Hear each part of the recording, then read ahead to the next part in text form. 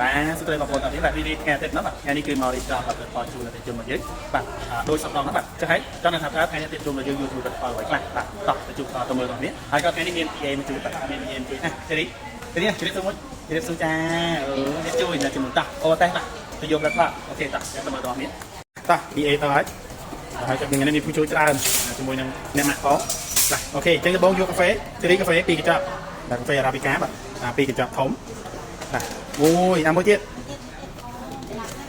អូខេមួយទៀតបាន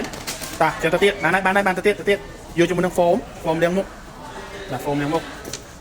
អត់ខាងនេះនោះហ្វូមនោះយកមួយយកហ្វូមមួយអូខេបានតោះចាំទៅបន្តបាទទៅកន្លែងឆ្នាំដល់វិញថ្ងៃនេះក៏មានទិញច្រើនមែនទេបាទខាងនោះក៏ជំរាបភូមិមានបាទគាត់ទិញអូខេជរីមកយកជាមួយនឹងជីណាយកទាំងអស់មកបាទជីណាទាំងអស់គឺមាន31ប្រអប់បាទនៅក្នុងនោះអត់គ្រប់ទេបាទជរីយកអានោះជរីយកខាងនោះយកអស់ខាងនោះទាំងអស់ជីណា31ប្រអប់បាទយកទាំងអស់មក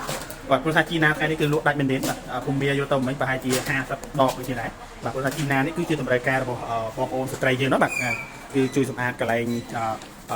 សំខាន់របស់មនុស្សស្រីបាទហើយបន្តមកទៀតគឺថ្នាំថ្មីបាទចំនួន1ដបផងដែរបាទថ្នាំថ្មីអូខេណោះបាទ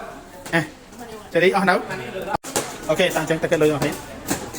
តែទៅហើយយល់មកដាក់ហើយយល់គិតលុយមិនឲ្យគិតលុយទៀត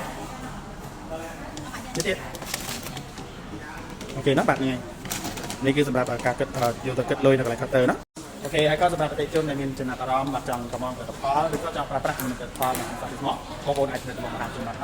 តាមវិទ្យាសាស្ត្រនេះក៏បានឬក៏ inbox មកដល់បានឬក៏បងប្អូនចង់សាងចំណូលជាមួយនឹងសាស្ត្រមកក៏អាចទៅក្នុងអានវិធីបាទអាចប្រឹក្សាបានបាទប្រឹក្សាគ្នាជាមួយនឹងពលរដ្ឋមានអត់ណាបាទ